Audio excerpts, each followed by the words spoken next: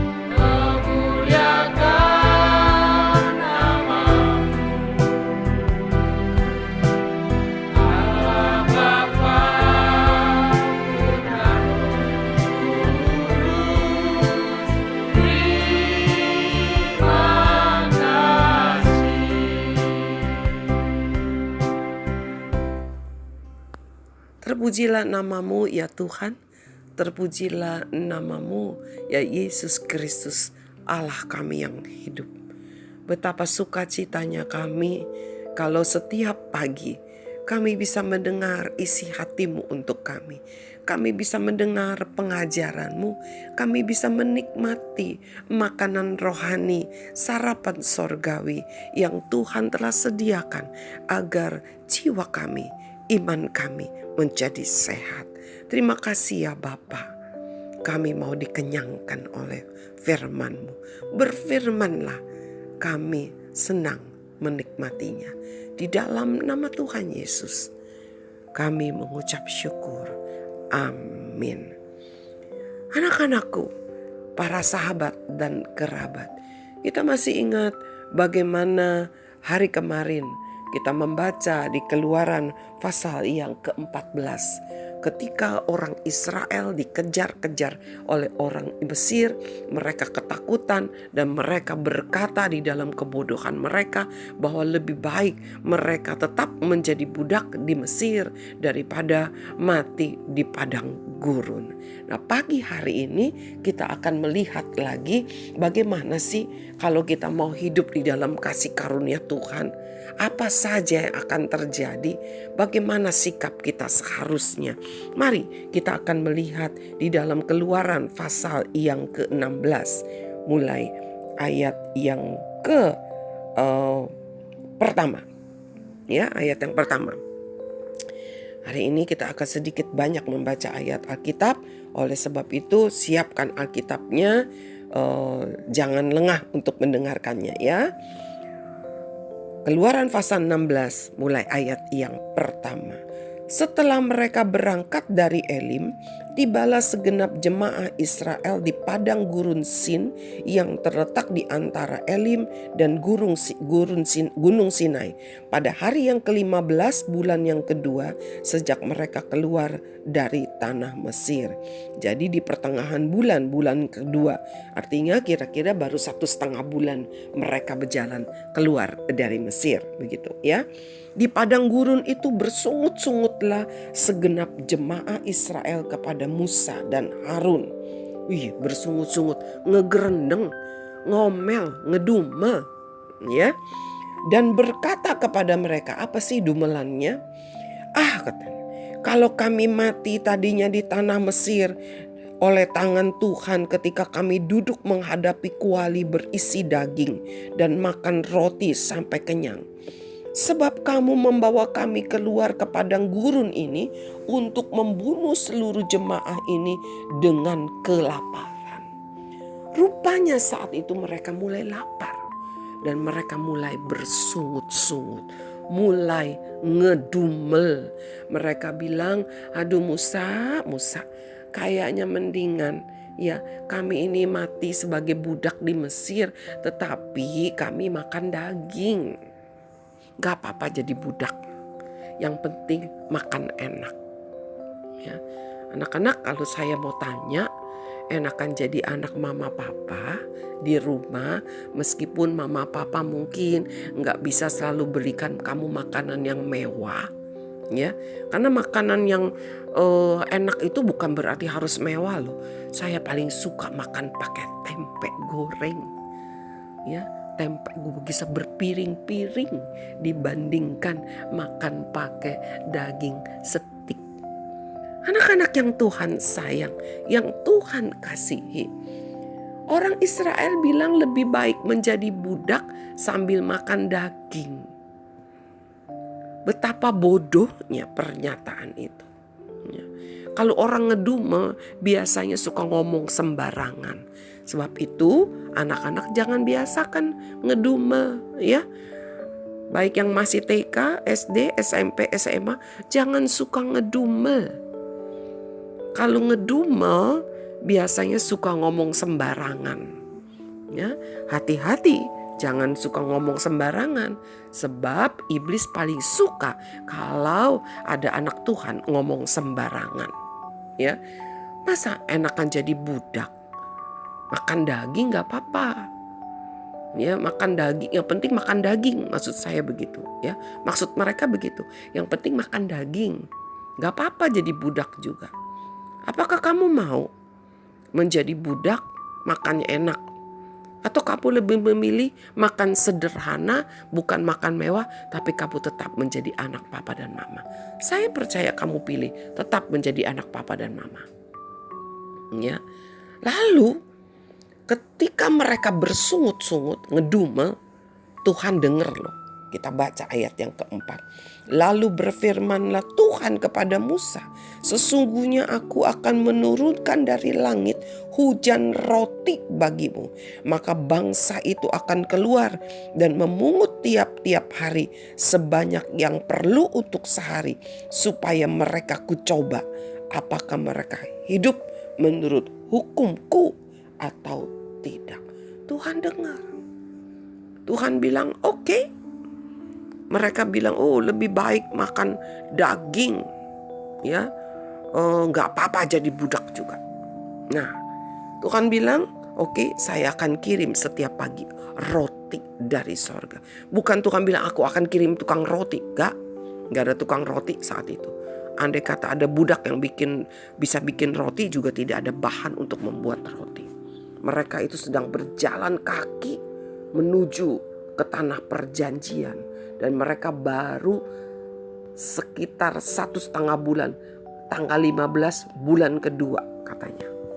Ya. Kira-kira kalau 1 bulan 15 hari berarti 1,5 bulan.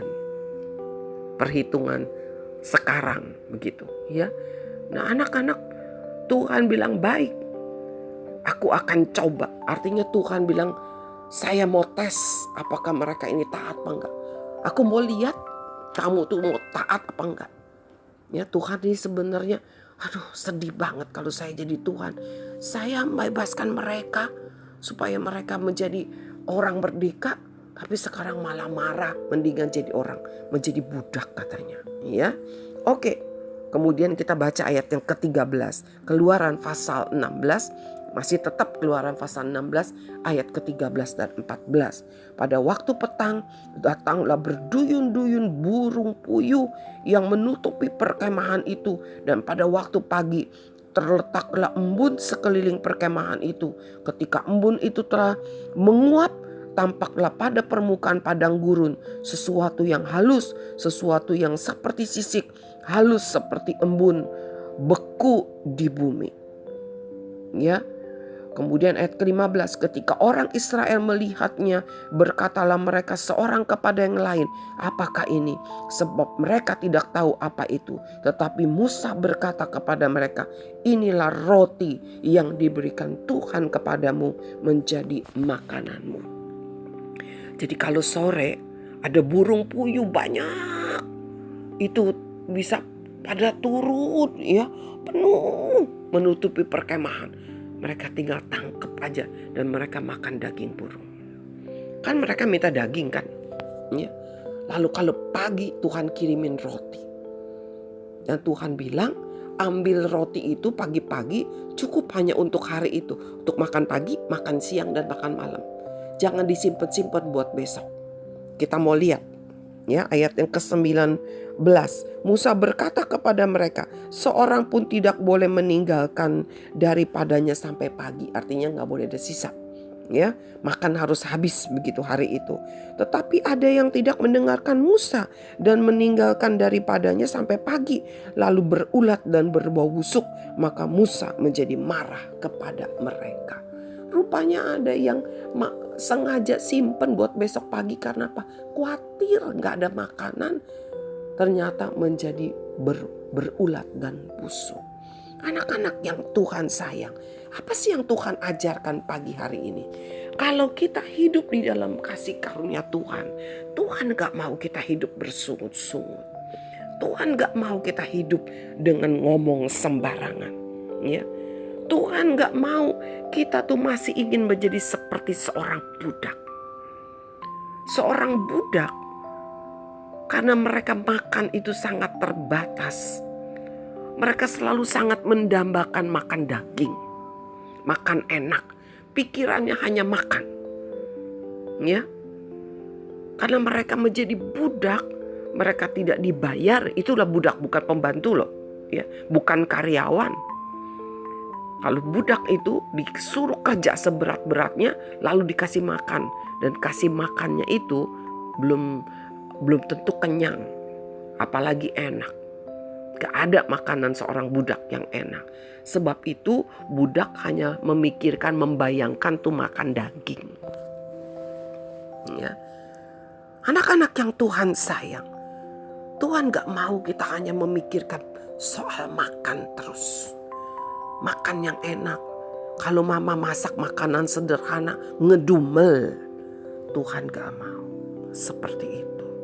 Tuhan sangat sedih dan Tuhan bisa marah. Sebab Tuhan sanggup memberkatimu. Tuhan sanggup mencukupimu. Jangan pernah selalu hanya memikirkan perut saja. Kemudian lagi, Tuhan gak mau, ya, Tuhan gak mau kita itu tamak, serakah. Udah dibilang ambil secukupnya, ambil banyak, simpan buat besok. Itu sifat budak yang khawatir besok gak ada makan. Kita hidup di dalam kasih karunia Tuhan. Tuhan tidak mungkin membiarkan orang-orang yang berharap kepada Tuhan kelaparan. Tidak akan pernah. Ya. Mari, Tuhan mau kita selalu ingat, kita hidup di dalam kasih karunia-Nya. Tuhan mau kita lepas dari perbudakan, supaya kita bisa beribadah, supaya kita bisa menyembah Tuhan yang benar. Yang kedua, kita menjadi orang yang merdeka. Kita punya tanah perjanjian sendiri, yaitu hidup kekal di sorga, bukan seterusnya di dunia yang akan binasa. Sebab itu jangan lagi hidup seperti seorang budak. Hidup hanya memikirkan makan, bersungut-sungut, hanya bisa marah, hanya bisa memikirkan perkara daging. Tinggalkan kedagingan, tinggalkan ketamakan. Jangan jadi budak, sebab engkau dan saya ada di dalam kasih karunia-Nya. Mari kita mendengarkan pujian ini.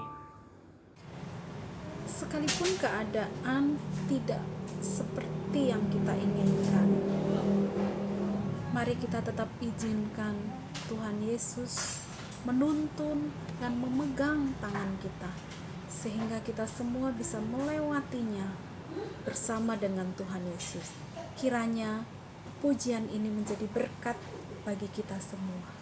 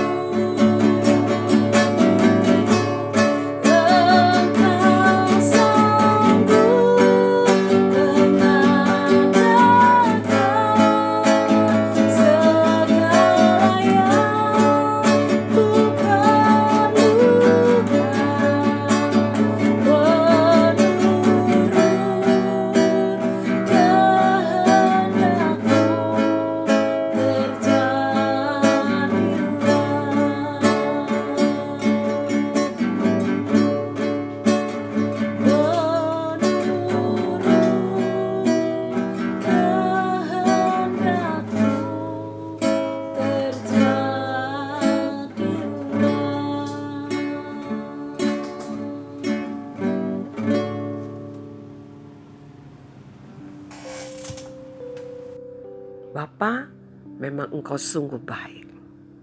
Engkau luar biasa. Kebaikan-Mu tidak akan pernah dapat kami hitung. Engkau mencukupi apa yang kami perlukan. Bahkan kadang kami belum memintanya, kami baru hanya menginginkannya. Dan tetapi Tuhan menyediakannya tepat pada saat yang diperlukan. Ampuni kami kalau kami suka bersungut-sungut. Kami gampang ngomel kepada orang tua kami yang sudah begitu berlelah-lelah mencari kebutuhan hidup untuk kami. Ampuni kami juga Tuhan sebagai anak-anak-Mu, orang-orang dewasa yang mungkin bersungut-sungut ketika kami lelah bekerja. Kami lupa kalau Tuhan memberkati pekerjaan kami meskipun pekerjaan kami sederhana. Mungkin kami hanya menjadi penjual sayur. Mungkin kami hanya menjadi penarik ojek. Tapi kami tahu Tuhan memberkati kami. Tuhan memelihara anak-anak kami. Tuhan memelihara setiap anak-anak-Mu. Bapa, hamba berdoa, kuatkan hati setiap anak-anak-Mu. Agar mereka tidak berkata, agar mereka tidak menginginkan hidup menjadi budak. Mari ya Tuhan, biarlah kami terus mengingat, biarlah kami terus percaya bahwa kami ada di dalam kasih karunia-Mu. Iblis selalu ingin membuat kami menjadi budaknya kembali. Kami tidak mau ada sifat budak ada di dalam hidup kami. Karena kami telah dibebaskan. Kami bukan budak lagi. Terima kasih ya Bapa. Di dalam nama Tuhan Yesus kami mengucap syukur. Amin. Saya dan kamu bukan budak. Saya dan kamu adalah orang-orang yang sudah dimerdekakan oleh kasih karunia Kristus di dalam penebusannya di kayu salib. Selamat bertemu di esok pagi. Tuhan Yesus memberkati.